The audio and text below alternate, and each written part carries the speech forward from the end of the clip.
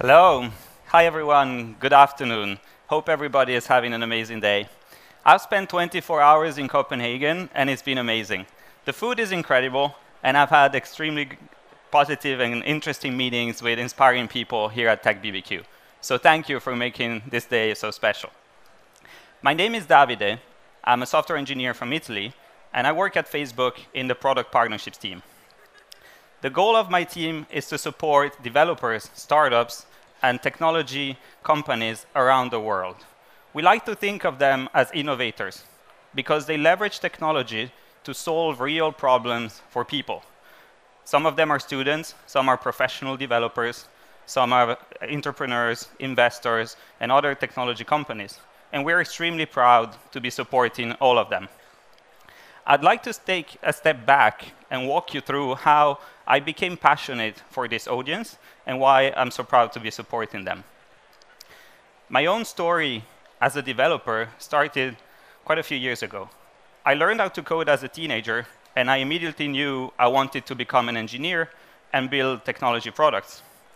So just after university, together with a friend, I started a tech startup called Filigo in the space of providing a technology platform to monetize and engage any messaging app. By working in the messaging space, we became closer with companies like Facebook, to the point where back in 2015, we became one of the first partners of the brand new Messenger platform. And fast forward a couple years, in 2017, Facebook invited us to F8, the global annual developer conference, and featured us on stage to launch one of the new features of Messenger. So as you can imagine, this partnership with Facebook for an early stage company as we were was really transformative. First of all, we got access to early features and APIs of Messenger. It helped us enormously to grow our product and reach a wider audience. It gave us more credibility to talk to customers and investors, and really helped us get to the next level. So it was only natural that after that experience, I joined the current team, Product Partnerships, where at Facebook, I'm in charge of supporting innovators like all of us. At Facebook, we believe that healthy technology ecosystems are fundamentally good for everyone. And our strategy to support them is based on 3 pillars, which are education, innovation, and community, all grounded on a strong foundation of integrity. What we mean by integrity is making sure that all developers on our platform are really respecting the rules when it comes to how they handle user data and respecting the policy of our platform.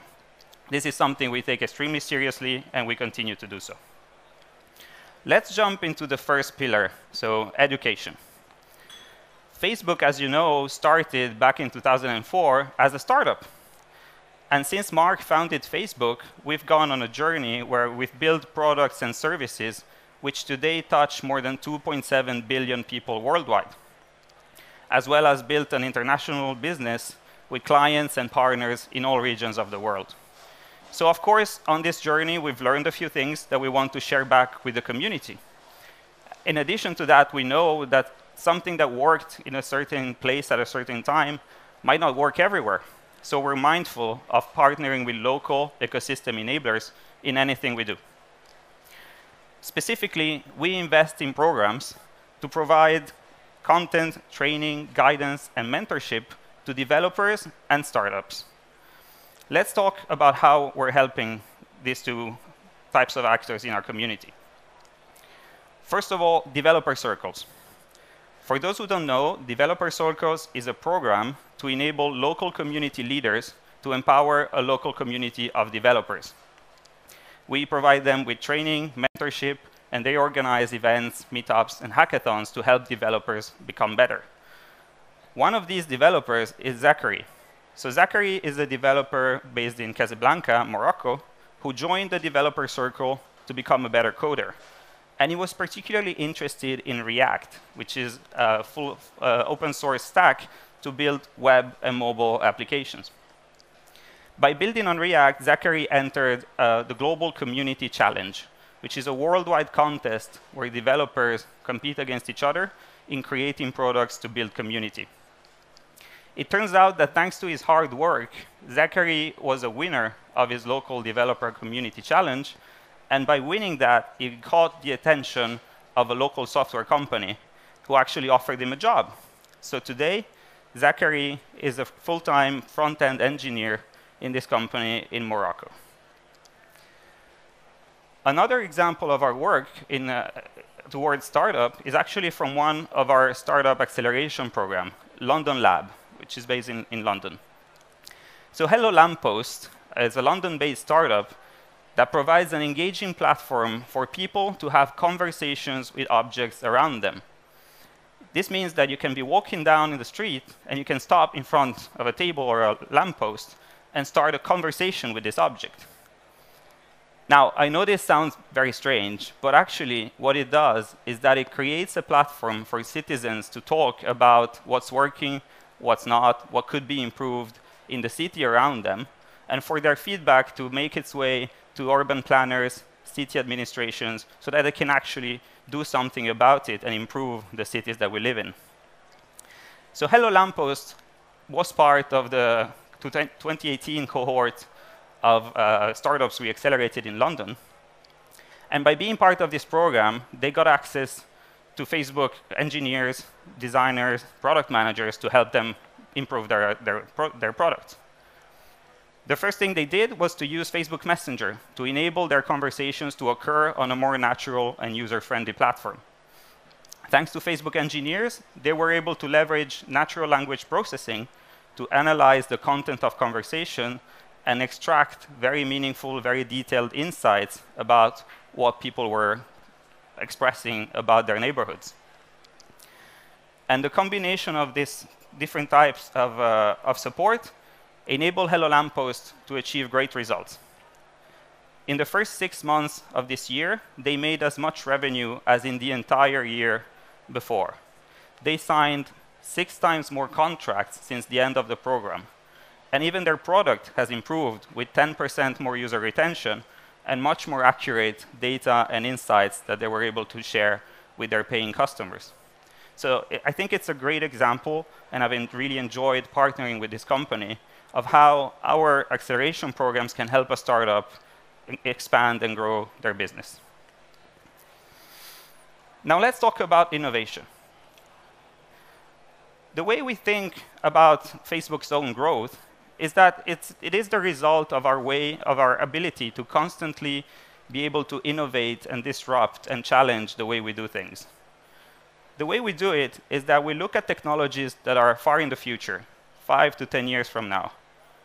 Then we turn these technologies into products that are going to be used by millions and even billions of people. Once these products are operating at scale, that's when we build an entire ecosystem around them, enabling external companies and developers to use them to reach their customers and grow their own business. So today, some of our products are already at this stage where they're at scale and open to be accessible for businesses. The way we develop these technologies is grounded in our vision around privacy. This vision is articulated around 5 principles for the future.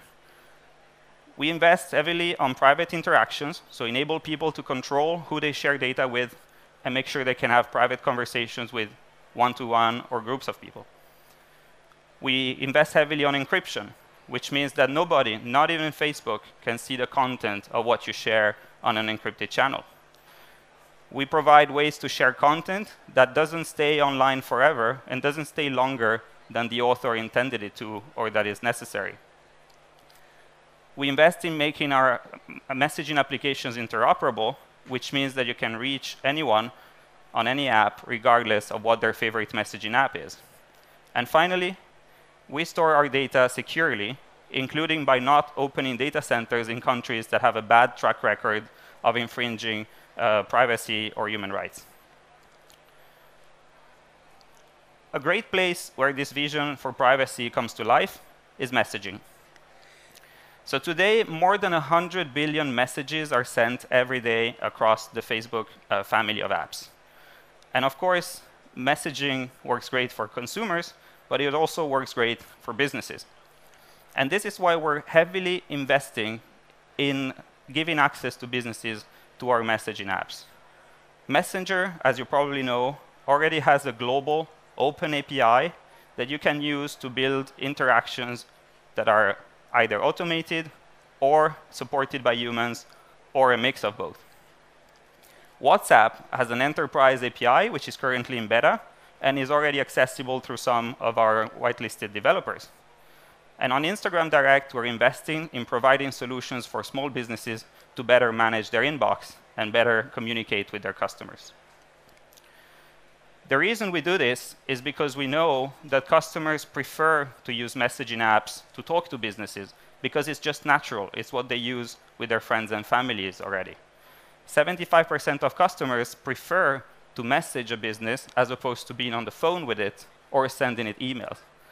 And 2/3 of them report that they actually feel more confident when a business they need to reach can be accessible through messaging. So let's face it, nobody likes to be waiting on the phone with terrible music for hours when we can have an asynchronous, friendly experience of talking to a business. One company that has really understood this is Air France. So Air France is not your typical startup. They've been around since 1933. They're France's #1 airline. They carry millions of passengers every year.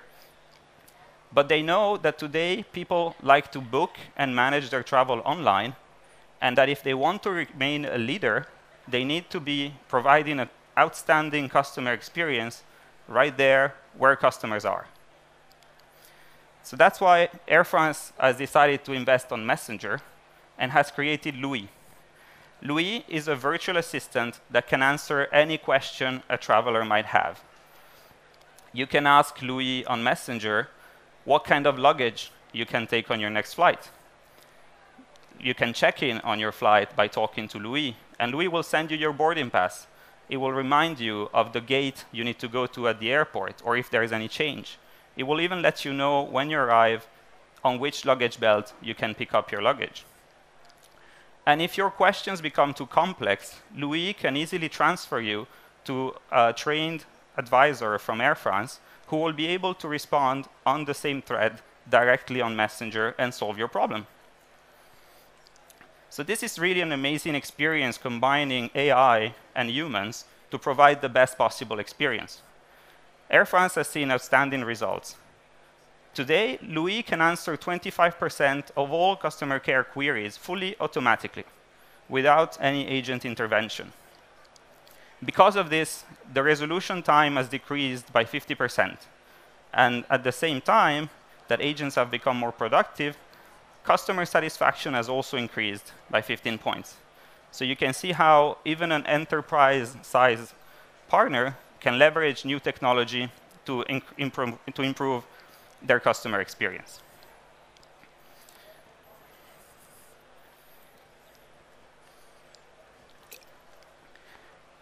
Finally, let's talk about community. As you know, community is at the heart of everything we do at Facebook.